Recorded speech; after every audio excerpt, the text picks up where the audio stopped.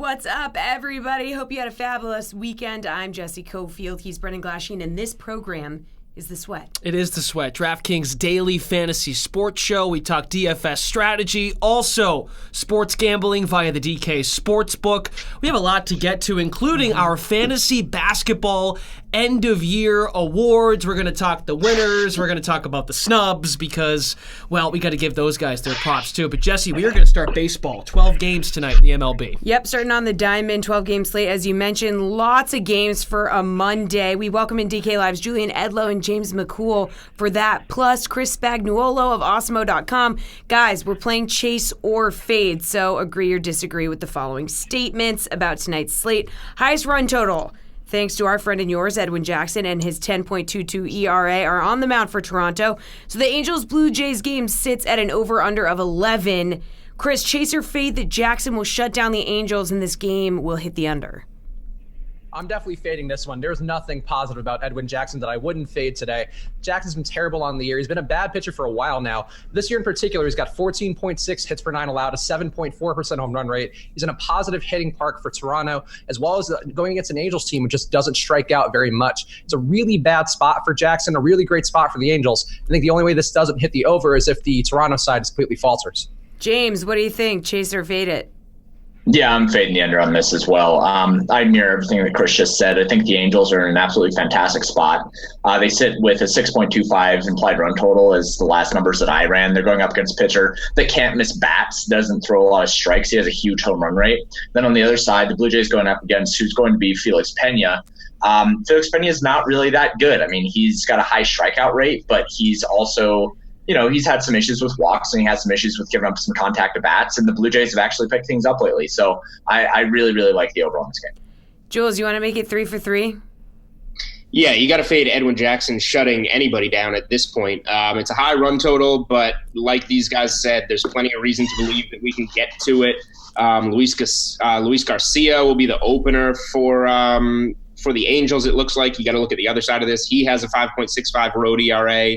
And then we're going to have Felix Pena behind him. There's just no real reason in this game to believe that we're not going to see a lot of runs. The Blue Jays, both of these bullpens actually have fallen off a lot lately, particularly the Blue Jays.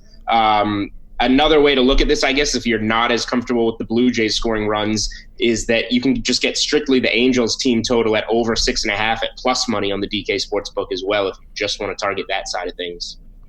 All right, folks, let's move on to the Boston Red Sox. They have a 5-game win streak, which is the longest in the majors. At the current moment, they are plus 123 underdogs on the road against Jose Berrios, a friend of the program here on The Sweat. He and the Minnesota Twins are taking on the Red Sox. Chase or fade that the Sox overcome a tough spot and win on the road to extend their streak to 6. James McCool, we'll go to you first. Chase or fade? Yeah, this is kind of a rough spot because as much as I like the Red Sox offense right now, and especially going up against Berrios, who isn't somebody that I necessarily respect, he has really bad home run problems and he's had issues with his breaking ball, which has been his signature on that curveball. It's still getting a lot of swings and misses, but it's also giving up a lot of hard contact. And giving up hard contact against this Red Sox team is going to get you in a lot of trouble. Even though he does have good home road splits, I think he can struggle here. The problem is that on the other side, Rick Porcello is just as bad, and he's going up against the Twins, who have the highest expected slugging percentage on this slate and the highest slugging percentage as a team across 2019. So this is kind of a battle between two pitchers that I don't think are going to do very well. I expect a lot of runs to be scored in this game between two high-powered offenses. So I can see either side winning it. I would rather back the Twins, but I think at 123, the Red Sox are a fine bet. Julian, chase or fade, Red Sox getting a win on the road here. No, I'll fade this. And a part of the reason this win streak is intact is because they got 3 games in Baltimore over the weekend. Those are pretty easy to win. You look at Porcello here. He's been so bad on the road. 6.37 ERA, winless in 6 starts, 26 runs allowed in less than 30 innings, 8 home runs allowed, which is more than a home run every 4 innings. Meanwhile, Berrios has been pretty strong at home, a 2.53 ERA, a 5-1 record in 7 starts, I think. So I just don't think that the Red Sox can keep it going in this spot. I really like the starting pitcher matchup as an advantage for Minnesota too, if you want to just look at a first 5 innings bet. And Chris, your thoughts, chase or fade, the Red Sox winning on the road against Minnesota? Yeah, I would join these guys. I would fade them winning here as well. I think it's a spot versus Berrios where the Red Sox are hitting really well versus right-hand pitching on the year. A 203 ISO for this lineup, a 121 WRC plus. Both those things are good, but Berrios has limited damage well enough, whereas Porcello just really doesn't show any signs of life. I think he's mediocre at best, and that's at best. I think he's closer to a bad pitcher at this point for all the reasons that Julian just outlined. Really not a great spot for the Boston team overall, even though they maybe can put up some productive versus Berrios. I don't think Porcello's got the stuff to keep the Twins at bay. All right, James. Josh Donaldson has homered in 3 straight and 4 of his last 6 for the Braves. Now, he faces Zach Wheeler in the Mets tonight and is plus 450 to go deep again. So chase or fade, Donaldson makes it 4 straight games with a long ball. I'm going to fade this. I do think that Zach Wheeler's going to give up a couple home runs here. And I think that the Braves, in DFS, probably make a really, really good stack, especially because they might be a little bit off the board tonight. But as far as Josh Donaldson's concerned, I don't think that he's really somebody that I'm targeting for his home run power at this point. He still has good contact skills at the plate. But I just don't think that 450 is good enough juice for me to take it on somebody who is aging and has had kind of a power surge. I don't really expect it to be something where he's going to hit a home run every other game. So I'm going to fade it. Chris, what do you think? Is it going to be 4 straight?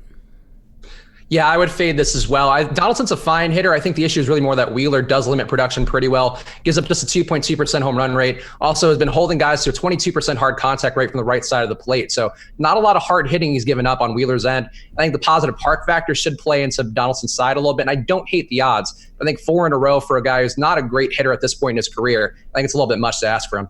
Chase or fade, Jules?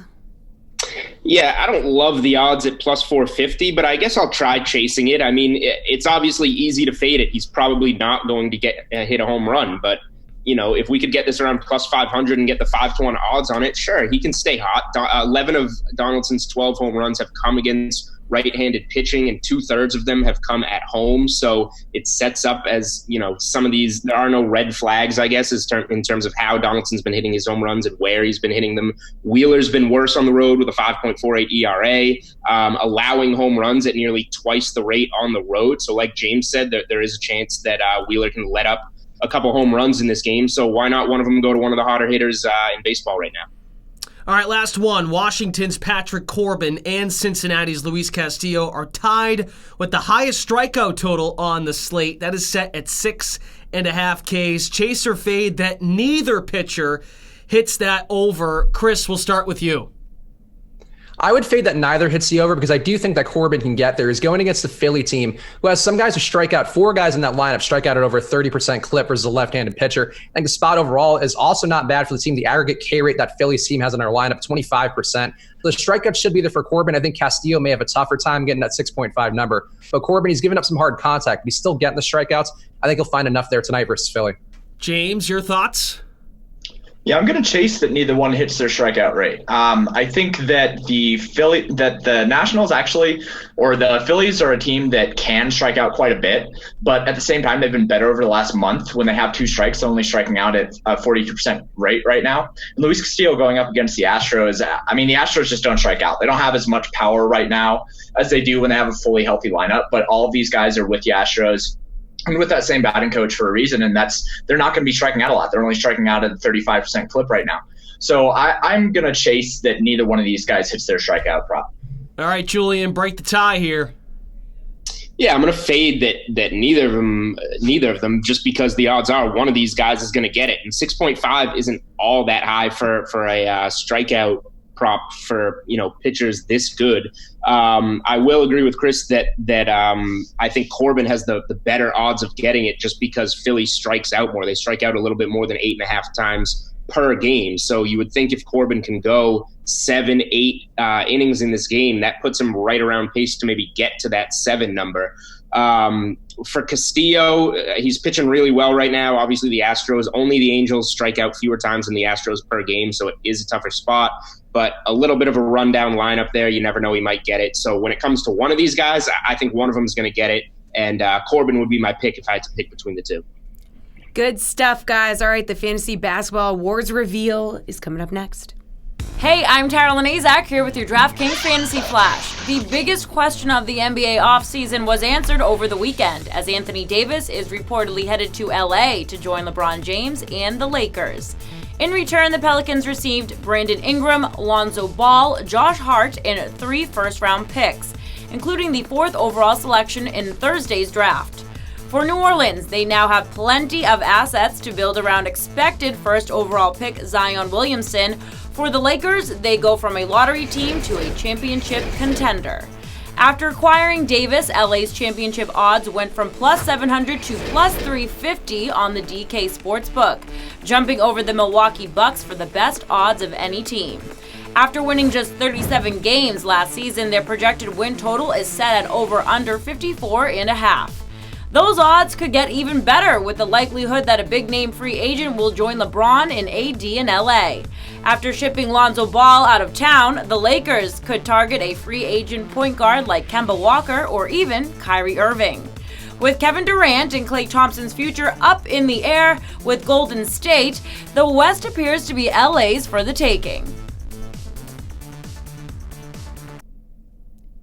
All right, way back on June 3rd, DraftKings revealed their finalists for the DraftKings Fantasy Basketball Awards. The winners were determined by votes from DK Live Fantasy Analysts and the DraftKings social community. That would be you folks. Well, the votes have been tabulated, Jessie, and the winners are in, so let's find out who's taking home the hardware. Ooh, the big reveal. All right, our first DraftKings Fantasy Basketball Award goes to none other than the Beard himself. Houston's James Harden checks in with the best single game performance of the 2018-2019 fantasy season, scoring nearly 100 DK fantasy points in a win against the Knicks at Madison Square Garden in January. Going into the game, there was a narrative about star players going off in the Big Apple, and Harden sure delivered that night to the tune of 61 points, 15 rebounds, and 5 steals, which added up to an eye-popping 97.25 fantasy points. Holy smokes. All right, let's move on to our next category. This is the Players' Choice Award. This award represents the baller that DraftKings players have voted as their go-to fantasy performer of the year, and they picked a good one, the Greek freak, Giannis Antetokounmpo. He averaged almost 58 DK points a game, led the Bucks in every fantasy category, helping Milwaukee to the best record in the NBA and being a solid building block for many of your DFS DK lineups. We now say hello to our NBA panel for discussion and reaction to the Players' Choice Award. So DK Live's Julian Edlow and Greg Ehrenberg, plus RotoWire's Nick Whalen. Guys, what do you think of DK players choosing Giannis as the go-to fantasy player of the 2018-2019 season? What do you think, Jules? Yeah, I mean, you can't really go wrong with Giannis here. This is the guy that I think is going to win the regular season MVP, or who my vote would be for the regular season MVP. You just saw the numbers on the screen, all the career highs, 27.7 points, 12.5 boards, just about 6 assists. He also gets you a block and a half a game, a steal and a half per game. He shoots 58% from the field. He's a shutdown defensive player, and he did this in 32.8 minutes per game, which was the fewest since his second season in the league. If you just want to talk in terms of non-fantasy value, to take his team from 44 wins in the 7th seed in the East to 60 wins in the top seed in the East, that just shows what he achieved kind of in terms of growth as a basketball player. And then all his fantasy numbers are there. There's nothing he can't do on the floor. So you can't really go wrong here with a guy that you want to lock into your lineup on any given night. Greg, do you like this pick? No, not really. And I'm going to disagree with Julian, because how many slates were there really where Giannis was the highest owned player, where he was the chalk player, where he was the guy who really wanted to pay up for? It was very few slates. And there was just a lot of other times. There was like Russell Westbrook, a slate with Paul George was out, or maybe James Harden, a slate where Chris Paul was out. There was just other guys who were high-end options you needed to have in your lineup. There was guys who, if you didn't play them, you lost before the slate already started.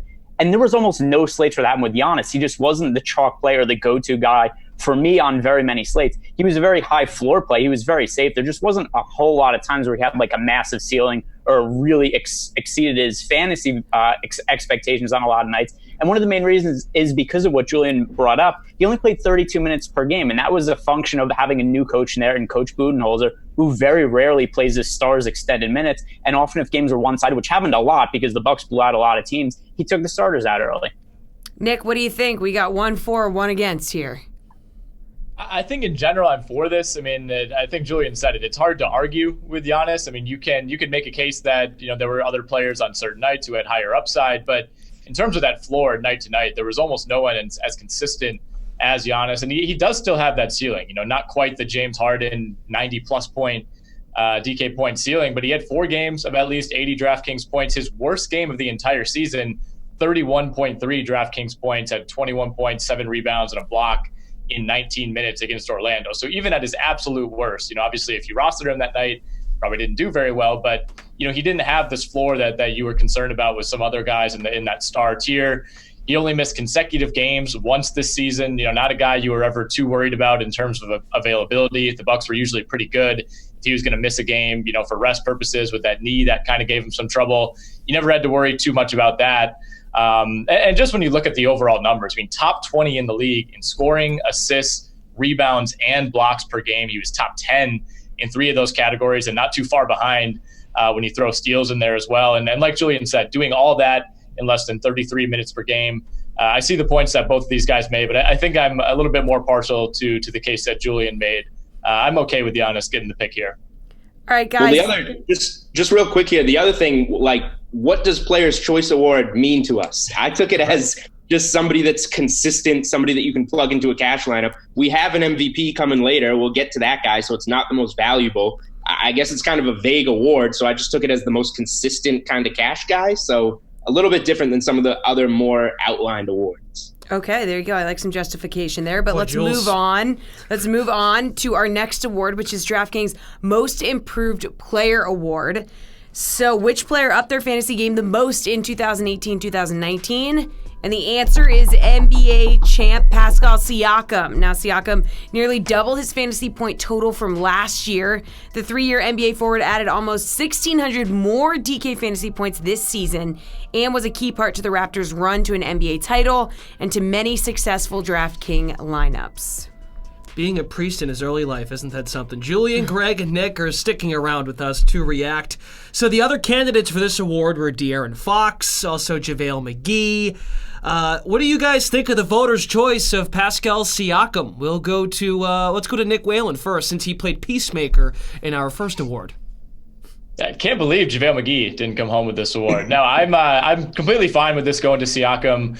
I mean, in some ways, this award mirrors how the Most Improved Player award typically transpires in the actual NBA, where it's kind of about how you define it. Is it the guy that was totally off the radar, who ends up being a good role player? A guy like you could say Brad Beal or Paul George, who went from maybe tier 2, tier 3 fantasy player to right up near the top this year. But Siakam is a guy in terms of just the total jump. I mean, you look at season-long leagues. This was a guy with ADPs, 140 plus. Not getting drafted in a lot of standard leagues. And then what he did on the court. I mean, jumping from 20 minutes per game 2 years ago to 32 minutes per game this past season, while also getting more efficient. It wasn't just a situation where he was, almost doubling his minutes and his production followed suit. He was drastically better at the free throw line, vastly improved from beyond the arc, 37% from 3 this year after being in the low 20s 2 years ago. Gave that all-around production, 1.6 combined blocks and steals per game, also a great passer. Still did have some down games throughout the season, but he did offer rare upside that you typically don't find in a guy who, to begin this year, was maybe considered the 3rd or 4th best player, if not further down on his own team. 7 games of at least 50 DraftKings points this season for Siakam, 3 of those with more than 60 DraftKings points.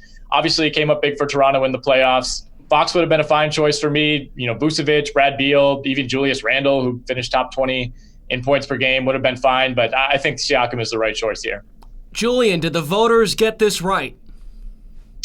Yeah, I think this one is justified. I don't think we're going to have too much argument here. De'Aaron Fox was fine, but I didn't think he improved that much from a fantasy perspective from his rookie year overall. And then I don't know what the heck JaVale McGee's doing in here.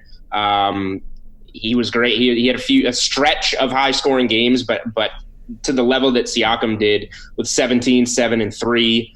And just kind of came out of nowhere. He improved so much upon where he was last season. A lot of people weren't even considering him in fantasy lineups at the start of the season, and then come to realize that this guy is for real, and his salary, went along with it. But he was severely underpriced to start the season, and I think really helped a lot of lineups. So both from a real basketball standpoint and a fantasy basketball standpoint, I think this was clearly the guy this year. Greg, are you on board with Julian this time or against? I think as a principle, I should just always go against him. But no, Siakam's a pretty easy choice here. He's most improved fantasy player. I think he's going to be the most improved player in the NBA, probably pretty easily. Something else about Siakam, I still think there's more room for upside for him. He's kind of a young, old, inexperienced type player. So he's 25 years old and he's only been in the league for 3 seasons. However, he only started playing basketball recently. Like when he got drafted, he'd only been playing for a couple of years. And I think that he's somebody who, despite his age, really has a lot more upside than what a lot of people think. He's somebody who, for the Raptors, I thought that they could have been in play to get Anthony Davis, because I thought that Siakam was the best trade chip that could have been available in a Davis deal. I thought that was what the Pelicans should have done, was maybe hold out until the Raptors were done celebrating. Because to me, I would have rather had Siakam than Lonzo Ball or Brandon Ingram or Jason Tatum. I thought Siakam was the guy to have. Definitely the most improved player for me this season. All right, these guys are going to be with us all night for plenty more fantasy basketball award reveal. But we are going to step aside. We're going to talk some golf when we come back. But first, let's hear from our pal, Pat Mayo. Quick picks for the week. Let's talk about this. I am going with an each way, top 5 each way. Emiliano Grillo, Ryan Moore. I'm even overlooking the fact that he wore that stupid tie that time. I'm going to bet on him here. Adam Hadwin, 70-1. Jason Kokrak, 66-1. Of course, I'm always in on C. Woo! Kim at 110 with that each way, especially on a Pete Dye course. And Cameron Champ at 200-1 with the each way. I will give more consideration to some guys at the top of the board, and I'll have my cheat sheet released on Wednesday afternoon if you want to go check that out on my Facebook page. Patrick Reed, I'm going to give a deeper dive into, but that Knox and Streelman tier at 60, that intrigues me. So does Glover, Putnam, and Keegan Bradley at 80 and 90. It just might be a week to pile at the bottom of the card. Yeah, I agree. And as the show has progressed and we talked about more of those names, I've essentially decided I've eliminated an ability to bet Justin Thomas and Paul Casey. Okay. But I still do have an ability to think about Finau and Bryson. Bryson's one I want to dig into. Yeah. Well. So it seems like my card would not start below 30. Bryson being 30, Finau being 35 if I make a move there. Reed, I really want to get behind. But you like Griot too. Yes. And I have bet, and Griot I have bet. And Sung Jae we should probably go look at too.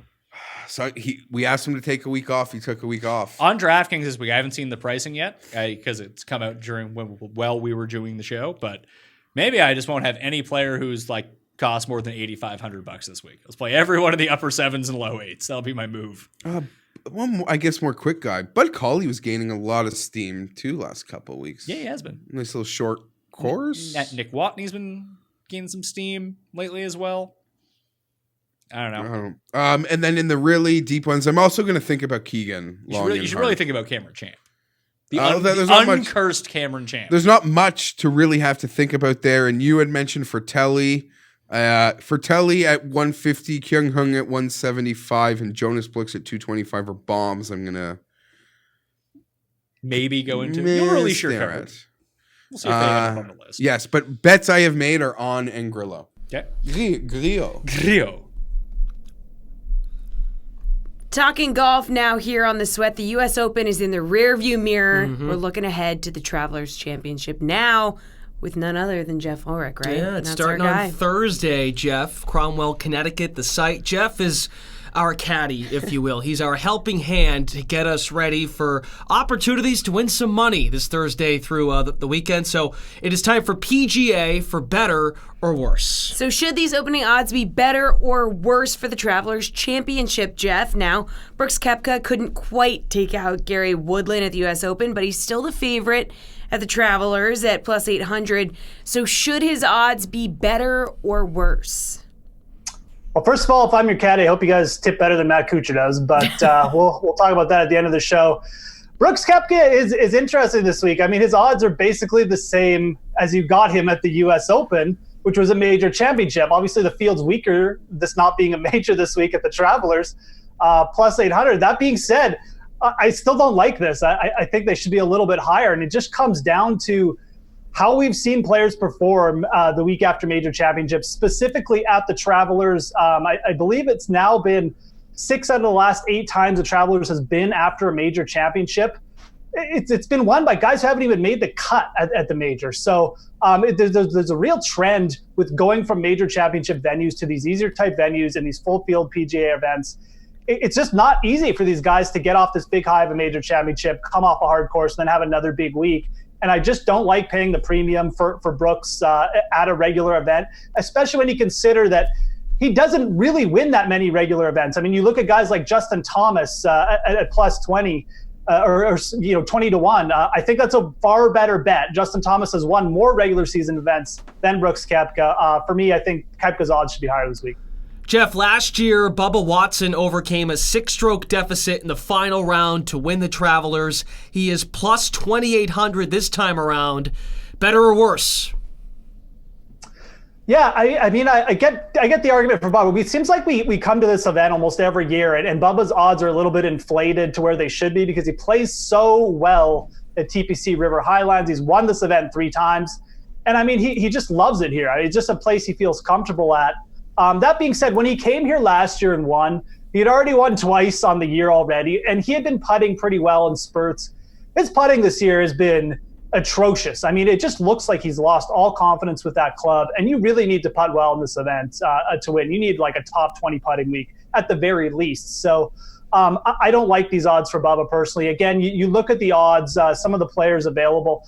I'd much rather take a shot with a guy like Charlie Hoffman, maybe Ryan Moore, maybe go up to Emiliano Grillo, those guys more in like the 50 to 60 to 1 range, then pay down for Bubba, who I know has the great course history here, but he just doesn't seem to be having that type of year where he's going to win a couple times and get it done on these courses that he usually does. I don't mind taking a shot with Bubba on DraftKings play. I think for an outright at 28 to 1 or plus 2,800, I just don't think it's enough juice. I'd rather see him in the 40 to 1 range. Well, one of last year's runners-up to Watson, Paul Casey, actually has better odds than the defending champ here at plus 1,200. So should those be better or worse? Yeah, they should probably be a little worse, like maybe not that much better. I mean, I think, if you're getting him closer to 20 to 1, it's a better bet, obviously. Obviously the better odds you can get, the better. That goes without saying. But I like this a little bit more than, say, Brooks Koepka, just because Paul Casey has performed quite well at some of these easier events, especially over the last 2 years. Obviously, he's won the Valspar. The Valspar has seen some correlation with TPC River Highlands in this event. We've got guys like Bubba playing well here. Jordan Spieth has played well at TPC River Highlands and at the Valspar. So I think this is an event Casey has obviously finished runner-up at twice already. He wasn't really in contention last week at the US Open, so I don't think you're as worried about fatigue as a player, as with a player like Paul Casey this week. And like I mentioned before, I mean, he came in here with the 54-hole lead last year and kind of blew it. So you've got to think a little bit of revenge is on his mind. Sets up very well for this venue. I don't mind this. I think this is very close to being correct odds. Like I said, it should maybe be a little higher, but not too far off. All right, and since this golfer is a favorite of yours, we'll take a look at Louis Oosthuizen. He is at plus 3,300. Better or worse here, Jeff, for Louis? Yeah, the next time you guys get Mike Francesca on the show, you guys need to try and get him to pronounce the name, by the way. But Francesca? Yeah. Oosthuizen, though, is interesting. I think there's going to be I might be hanging myself by saying this. I think he's actually really interesting this week. I know he led the field in strokes gained putting, and I know he's kind of going against, he's in contention at the U.S. Open, but this is a player who really seems like he should have like 2 or 3 wins on the PGA Tour at this point, and he's never won on U.S. soil. He's a top 25 player in the world. It's 33 to 1. I don't mind these odds for Louis. He's actually played well here the couple times he has come to Connecticut and played in this event. And he's someone who strings together top 10s too. So he played well again last week. He did this earlier in the year when they were playing down in South Africa. He won an event, then he finished top 10 the next couple of weeks. I think you're going to see a pretty good performance from him. I think he's kind of found some form. He's definitely found some confidence with the putter. And, we're talking about these players like Bubba and Paul Casey. I would rather bet Louis at 33 to 1 this week at higher odds than Bubba or Casey. I do think he's going to have a good week. I think he might show up with that putter, a hot putter once again. That's your boy, Jeff. All right, it thanks. Is. We'll talk to you later. More NBA end-of-year awards, though, are on the way. Hey, I'm Tyrell Azak here with your DraftKings Fantasy Flash. The NHL's biggest free agent is off the board, as Erik Karlsson has reportedly agreed to a massive extension to stay with the San Jose Sharks. The deal is reportedly worth more than $11 million per season over the next 8 years. Karlsson had somewhat of a disappointing first year in San Jose after being acquired from the Ottawa Senators. A groin injury limited him to only 53 games, and he finished the year with just 3 goals and 45 points. But San Jose knows what the talented 29-year-old is capable of. Karlsson has won the Norris Trophy twice in his career as the league's best defenseman and has been an All-Star 4 times. He underwent surgery last month and is expected to make a full recovery for the upcoming season. With Brent Burns making $8 million a year for the next 6 seasons, the Sharks will have almost $20 million of their cap tied up in their 2 elite defensemen. All right, our prestigious DraftKings Fantasy Basketball Awards reveal rolls on. Jessie, is now time for the best value play, the player who did the most on the lowest salary on a slate this season. And this year's winner was the embodiment of the award at just $3K on April 10th. Portland's Anthony Simons got his first ever start against the Sacramento Kings. And boy, did he make it count. 37 points, 9 assists, and 6 rebounds to add up to 62.5 fantasy points. That's what you call a return on investment. Congrats to all of you that played him on April 10th. Very impressive. But Glash, Simons did have an impressive game as a rookie, but he was not the DraftKings NBA Fantasy Rookie of the Year. That honor belongs to Luka Doncic of the Dallas Mavericks. Now, the 20-year-old came into the league as one of the most heralded European players in history. Thanks to his performance as a 19-year-old in the Euro League, and he did not disappoint, averaging over 44 DK fantasy points a game for the Mavs. All right, fair enough. Luka was damn good all year for the Dallas Mavericks. Julian Edlow, Greg Ehrenberg, and RotoWire's Nick Whalen are back to react to Luka being named Rookie of the Year. The other candidates for this award, folks, Trae Young and DeAndre Ayton. So, Julian, we'll start with you. What do you think of the voters' choice naming Luka Doncic the Rookie of the Year in fantasy? Yeah, I think Doncic was the fantasy MVP amongst rookies. He came in priced, I believe he was $6,700 in his first regular season NBA game, and at plenty of times along the way, we saw him, up in the high 8,000s, in the 9,000 range, and that means that he was underpriced at the start of the year and exceeded expectations. And I don't think there was a rookie that was better from a fantasy perspective. We saw the number over 21 points, 7.8 boards, 6 assists. Knocks down 3-pointers. He played a pretty healthy amount of minutes. Trae Young maybe had a more valuable stretch during the season. He caught fire for a little while there where he had some really big games, and I think is the only one that you can argue. Ayton, I don't think, is in the conversation, but in terms of season-long award, Doncic was the most valuable fantasy rookie. Yeah, and Nick, Julian raises a good point. There was a stretch there at the end of the season where Trae Young maybe slipped right past Luka, but did it not last long? Was Luka the right guy from start to finish?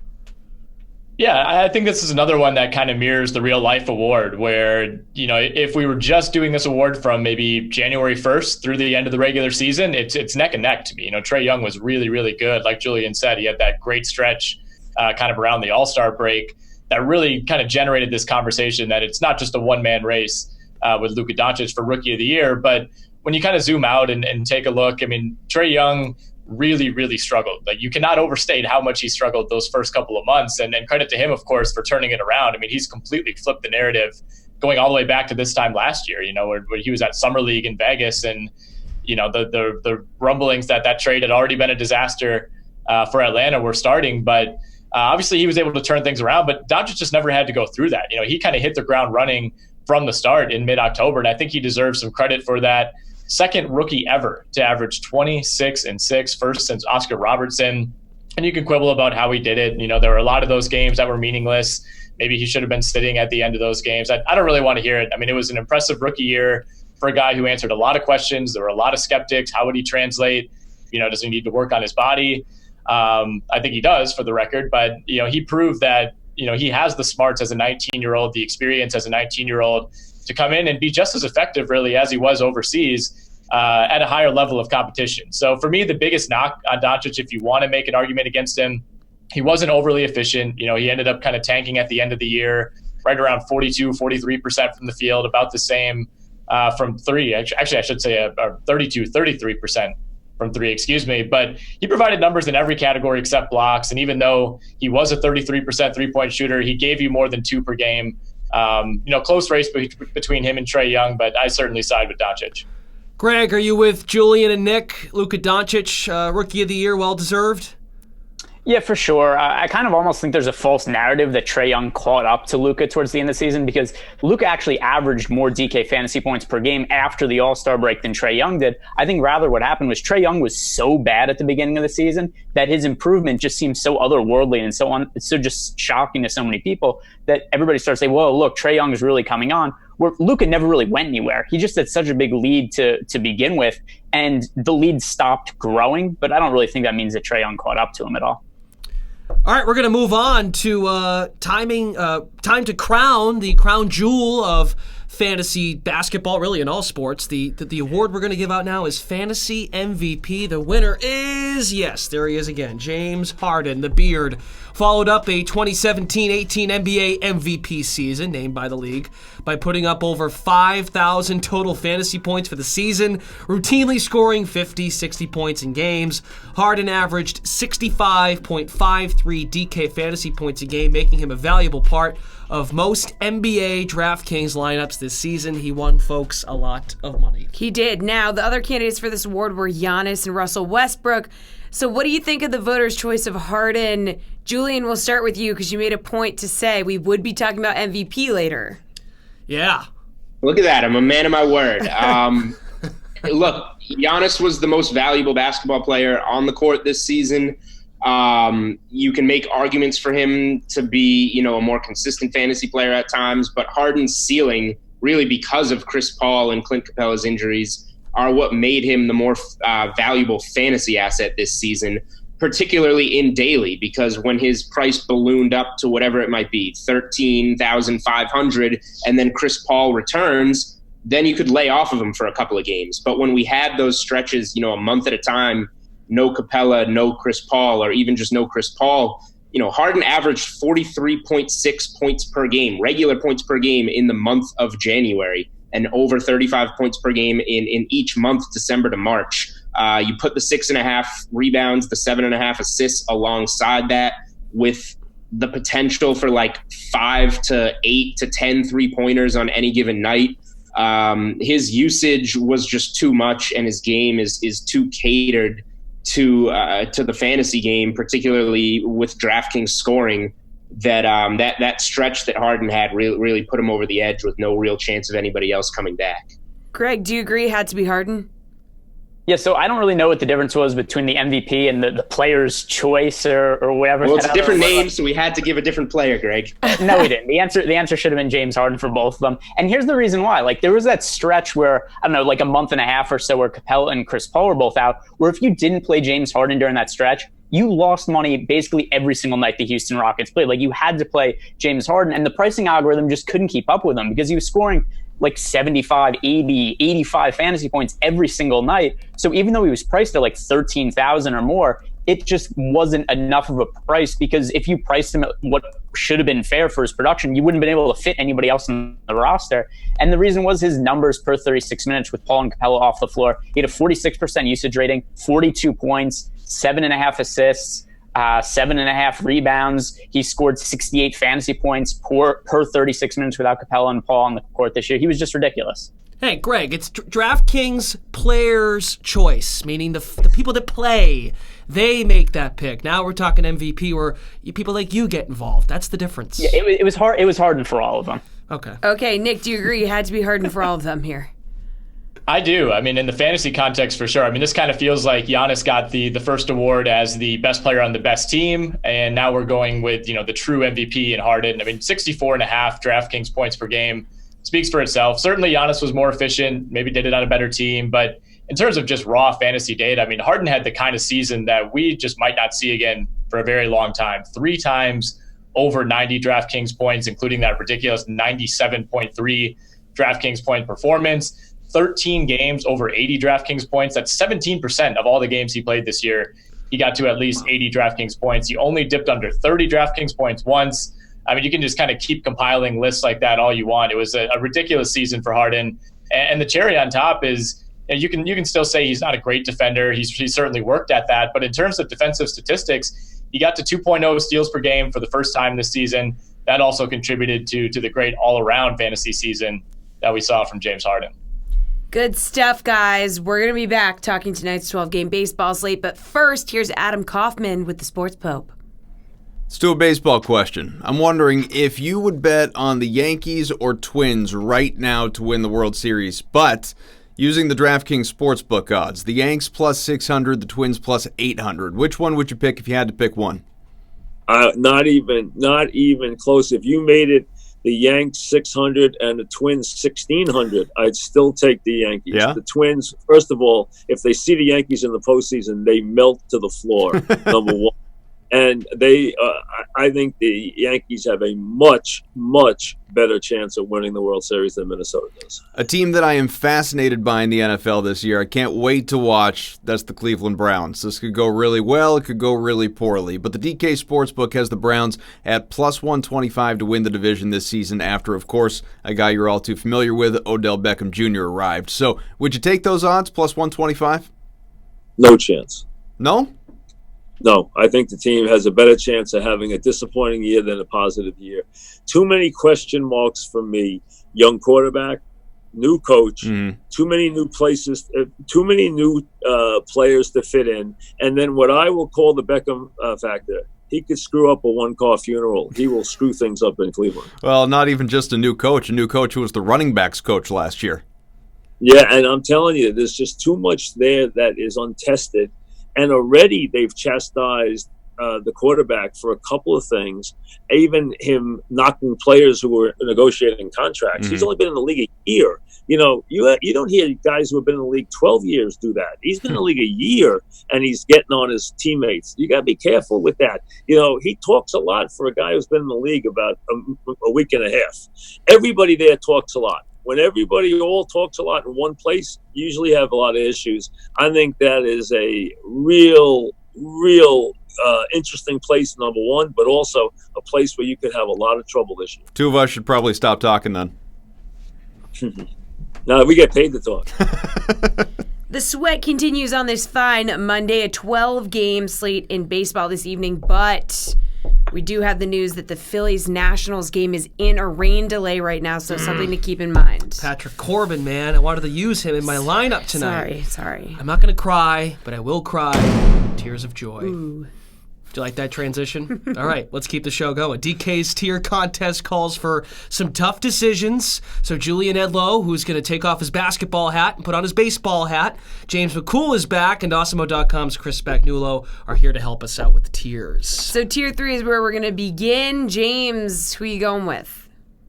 Yeah, I'm going to go with Freddie Freeman, and it's a pretty easy choice for me here. He's going up against Zach Wheeler, who, like we mentioned earlier on, does have some home run issues, especially when he's pitching on the road and the Braves playing in a pretty decent park for offense. Freeman has been hitting a home run once every 8% of his plate appearances, and he's got a 743 slugging percentage in this platoon split, so he's my number one choice in Tier 1. 6 guys to choose from, Chris, but you can only have one. Well, I'm going to share in James's guys. Hopefully he's okay with that. I'm going to take Freddie Freeman as well. The lefty matchup here going against Zach Wheeler is going to be a good one for him. Freeman generating 48% hard contact going against that handed pitcher. So I think it's a nice spot for Freeman overall. Again, being in Atlanta as well, a good hitting park, which also has weather warming up, some humidity in his factor. I think it's a good bet here to get one as a one-off home run. Jules, you want a slice of the Freddie Freeman pie? I do want a slice of the Freddie Freeman pie, and these guys already used all the fancy numbers, so the only thing I have to add is obviously the BVP. 10 for 20 with 3 doubles and 2 homers off of Wheeler. Easy choice. The only other thing you can do is maybe stack the Twins. Okay, we've got some pretty high-caliber names in Tier 4. Jules, we'll go back to you. Who's your pick from Tier 4? So I don't love Tier 4 that much. Okay. I was hoping – I mentioned the Twins. I was hoping that I could get some of the bats there, and you can't. So I'm looking at Carlos Santana here. I like the matchup for him hitting high in the order in Texas against Lance Lynn. a switch hitter, so he'll be in some good opportunities throughout the game. Texas, I believe they're ranked 20. Their bullpen ranks 20th, so he shouldn't find himself in too difficult a situation all game. Good ballpark for it. I just think he's the most solid out of these kind of rundown options. Chris, who's your pick in Tier 4? Yeah, I agree with Julian. None of the hitters in this tier really jump out as having a stellar matchup, so I would take the best talent overall in this tier, and I think that'd be JD Martinez here. Jose Berrios has had some struggles finishing guys off on the year. He's getting decent ability limiting damage, but not getting strikeouts. Martinez is a guy, the 157 WRC plus, a 6% home run rate versus right-hand pitching. I'll take the talent, hope he knocks one out of the park, because this tier, again, nobody really jumping off the page as being in an easy spot. All right, Santana, Martinez, James, your pick in Tier 4. I am also going to echo these guys' sentiments that this tier kind of sucks. So I'm going to go with Scott Kingery, who I think is a really good hitter. And, when he came into the league, he was a really highly touted prospect. And people kind of forgot about him going into the 2019 season, but we've seen him catch fire. We know that the plate skills are good. We know that the prospect pedigree is fantastic. Right now he's hitting a home run every 6.32% of his plate appearances, and he goes up against Patrick Corbin, who we've seen have some serious issues getting through lineups. And when he doesn't strike people out, he's walking them. We know that Kingery can steal some bases, so I really like Kingery in this one. Chris, who's looking good to you in Tier 5 here? I would take Eddie Rosario in this spot. I think we talked about Porcello's struggles earlier. I think he's in the best spot to take advantage of him. Porcello is a guy who'll let base runners on, and where Rosario's hitting in the order, he should have potential here to drive guys in. Also has a 238 ISO, which I think is going to help him out here. Again, if he has those base runners on, he has the best ability to drive them in, whether it's a home run or a triple or a double. James, take your pick from Tier 5. Yeah, I'm going to go with another Braves guy, even though I do really like the Twins. I think that it's hard to go with a bad pick in this tier, but I'm going to go with Ronald Acuna. I am keen on attacking Zach Wheeler in a contrarian way with DFS today, so I really like Acuna. He's been on fire lately. He's been hitting the ball really, really well. He's got a 403 xWOBA in this split. So, yeah, I'm going to go with Acuna. Julian, finally, your pick in Tier 5. Yeah, so there's probably like 4 or 5 guys in Tier 5 I would rather have than the guys in Tier 4. But picking out of this one, I'm going to agree with Chris and go with Eddie Rosario for the majority of the reasons he said. But we get an opposite hand matchup high in the order against Porcello, and Porcello's just been so bad on the road, particularly giving up extra base hits, giving up home runs. I just think this is a spot where you're going to be happy with Rosario's fantasy output very early in this game. Well, it sounds like the Twins and the Braves are the teams to stack tonight. All right, well, forget stacks. We're going to get slate-approved picks now for this 12-game slate. Chris, we'll start with you. Your slate-approved pick, please. I don't know if you've heard of this guy, so I'm going to go pretty far off the board, but his name's Mike Trout. He's been doing pretty well in the year. In a nice spot, going against a guy in Edwin Jackson. The matchup is just perfect here. Trout just under a 200 WRC plus on the year, generating 48% hard contact in a positive hitting park. He's going to be the guy who drives production day for the Angels. I think he's great in cash games and in tournaments. Never heard of him. James, your pick? Yeah, I mean, I've heard like some rumblings about the guy, but he is the lock on this slate, and everybody should start with him. I guess I'll give you another one that you can build around as well, and I'm going to go with Mike Moustakas up against Joey Lucchesi. Moustakas has been fantastic. He's got nearly a 400 batting average right now and a 1,300 OPS. So, him, even though it's a lefty on lefty, he's still hitting the ball really, really hard, 848 X slugging percentage and a 507 X WOBA against lefties this year. So Mike Moustakas is my pick other than Mike Trout. And finally, Julian, your slate-approved pick, please. Yeah, so it's definitely a Mike Trout slate, but I think a good cheap spot to highlight, or a good cheap guy to highlight the same spot is Justin Upton, who's making his season debut in that lineup. It's a good way to save some salary off of Trout and stack that lineup at $3,900. And he's in obviously equally as good a spot with some big savings. I'm not really afraid of rostering him making his season debut off of the turf toe. He should be fine. He's hit Edwin Jackson really well in the past, so a lot of upside there. Good stuff, guys. Good baseball talk. Go enjoy those games. We're going to have more DraftKings Fantasy Basketball Awards coming up next. I'm Tara Lenazak, and it's that time for your DraftKings Fantasy Flash. Angels outfielder Justin Upton will make his season debut tonight when LA visits the Blue Jays up in Toronto. Upton has been out all year after being placed on the IL before the season began with turf toe. The 31-year-old appears ready to go after batting .333 with 2 home runs and 6 rehab appearances. The Angels will take all the offensive help they can get right now. They currently sit 13 games back of first place Houston in the division, but are within striking distance of a playoff spot. Only 3.5 games out of the second wild card. Obviously, he's been an offensive performer for a long time. It's a big bat to add to our lineup, said Angels manager Brad Ausmus. The Angels will likely ease him back in, but he is still a solid play in any fantasy lineup. He has a great matchup tonight going up against Edwin Jackson in his 10.22 ERA. Upton is hitting .381 with a home run and 4 doubles against the Toronto righty. All right, welcome back to The Sweat. We are making the turn for home, breaking down the DraftKings Fantasy Basketball Award reveal. We have one more award to reveal here, Jessie. That's correct. Our last award is the All-Fantasy Team of the Year. Starting in the backcourt, you have Oklahoma City's Russell Westbrook, who averaged over 59 DK Fantasy points a game. The other guard is, of course, the DK Fantasy MVP, James Harden. At forward, you have OKC's Paul George checking in after his successful season with the Thunder, and then the Greek Freak is the other forward with an average of almost 58 DK fantasy points a game. Squad's rounded out by Nuggets center Nikola Jokic, who had a breakout season in Denver. He averaged 49.5 fantasy points per contest. So, let's welcome back our terrific panel that's joined us all night long here. DK Live's Julian Edlow and Greg Ehrenberg, plus RotoWire's Nick Whalen. Gentlemen, we need a reaction for the All-Fantasy Team of the Year. What do you think of this group of players? And Greg, is there anyone that is a surprise on this list?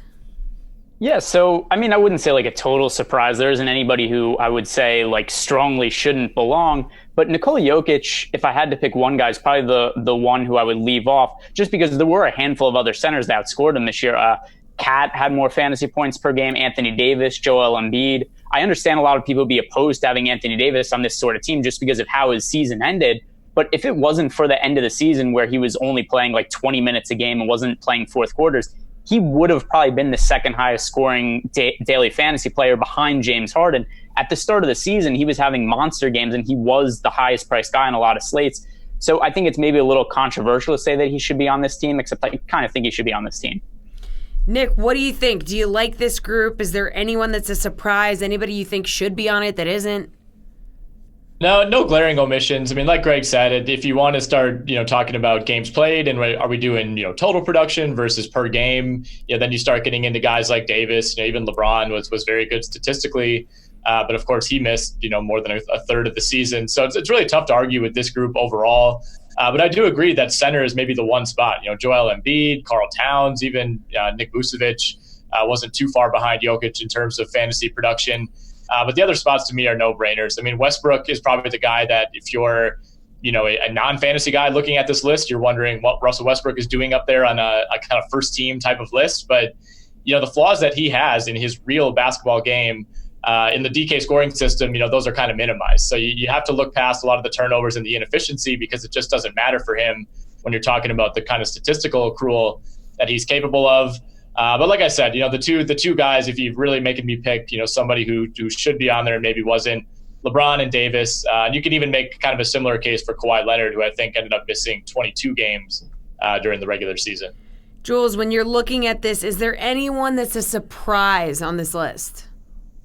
Yeah, well, for me, I probably would have taken off a guy like James Harden in favor of like a Terry Rozier or something like that. No, I mean... It's a first team. That looks like a fantasy all first team. You can't really have much of a problem with it. The two big names that stand out like as fantasy players that you would usually see on a list like this are LeBron and Anthony Davis, and there's clear reasons why they weren't on it. I get what Greg is saying. So the center position, like Jokic, Towns, Embiid, I guess I don't have much of an opinion there just because overall on the season they were so similar. It's more just who did you want to play that night. For Anthony Davis, he makes sense on a per game basis, but I guess just for an end of year awards, in my mind, you would want somebody that's been out there the majority of the season and was there full strength the majority of the season. But on a per game basis, obviously, Anthony Davis was killing it at the beginning of the season and set up to be the center on this list had he played out a full season. So I really don't have any problem with the names on here. LeBron and Anthony Davis will probably see one or both of them back on this list next season, assuming they have their health. If I heard you all correctly, no mention of the Warriors here. Any of the Warriors? Is that a glaring omission? No Durant, no Curry. Nick, your thoughts on that?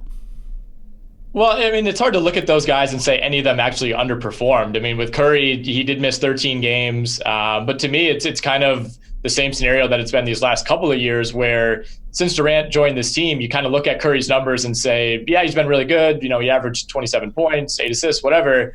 But it kind of makes you wonder, you know, what could he do without Kevin Durant? And obviously we saw him take his scoring production to another level in the playoffs once Durant went out. So he's, you know, I don't really have an issue with none of the Warriors being on this list. I mean, it's kind of the same reason that both Durant and Curry have been removed from the real NBA MVP talk. You know, since they teamed up, you know, that's just kind of one of the repercussions of that was, you know, they don't have the team context really necessary to win that award. And when you have two guys who are such elite producers together, you're not going to get that kind of individual uber elite production that you would get if they were separated. Feels like there's some bias here, too, because the Nuggets had because one of the names you guys brought up a few times was Nikola Jokic. So had an Anthony Davis or LeBron James played the entire season, Greg, is that fair to say that if Davis maybe finished out the season, there was no drama involved with the trade rumors and the booing from the fans, that Davis is on this list for sure? Yeah, and then I guess for me that just doesn't matter that much because this is DFS. This isn't a season-long league. This is just a thing where if this guy isn't playing a night, we don't have to roster him. Right. And the games that Davis was in the lineup, he was just better than what Jokic was. He averaged about 6 more DK fantasy points per game.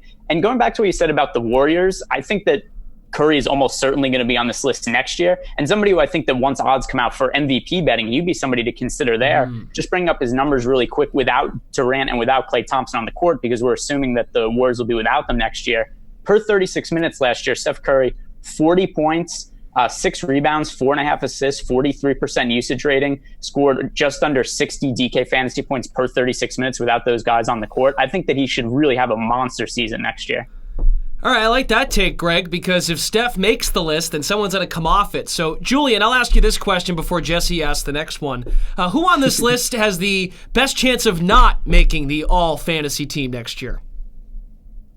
I think there's a couple of guys, actually. I mean, for starters, Jokic most likely won't be on it because we've got guys like Embiid and Towns who are already kind of on his level from a fantasy perspective. The odds are that just one of those guys will be better. And then there's Anthony Davis with the Lakers playing with LeBron. So I think that Jokic is at best in a very evenly diced top 4 for the center spot next year, with Anthony Davis clearly being the most talented of the bunch. And then I think probably one of those two OKC guys comes off the list. Now, I would think George would be most likely to not be able to repeat this type of fantasy season.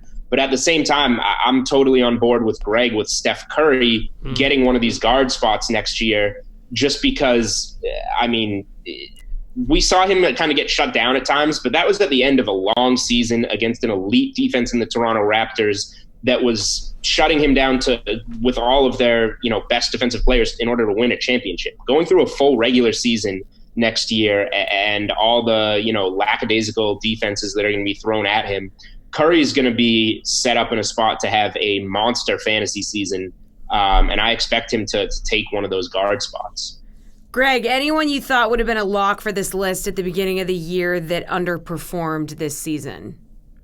Yeah, I think all of us would have had LeBron James on the list. I think if we were making our own list of, hey, who's your 5 guys, I think coming to LA, a spot where there wasn't really any other stars on the team, we would have just assumed, hey, LeBron's going to have to carry this team. He's going to have a really high usage rating, and he's LeBron. He's going to have to do everything. But instead, that was kind of his demise. He played a career-low minutes. He played career-low games. I just think he kind of started to break down towards the end of the season.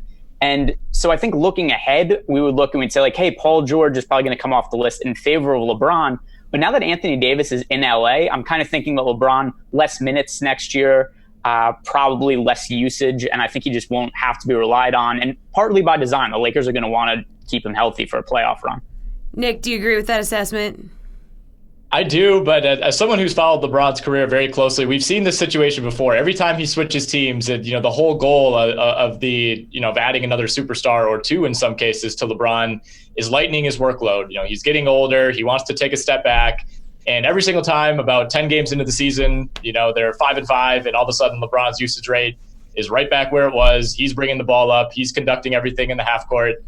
So we'll see. I mean, I think the goal long term is to kind of transition from, we're only in year 2 of it now, I guess, the LeBron era in LA and kind of make it the Anthony Davis era. But I guess I'm skeptical as long as he's, feeling good physically that LeBron is going to be willing to give up that kind of responsibility with the Lakers. Julian, you have like 20 seconds, real quick. I agree with it, and the only thing to add is just that the Lakers might not be done. They could very easily get a third star, and then Anthony Davis and LeBron become even less valuable from a fantasy perspective. Well, that's it for the sweat. I'm Jessie. He's Brendan. We'll see you later and be back tomorrow at 6. Sounds good.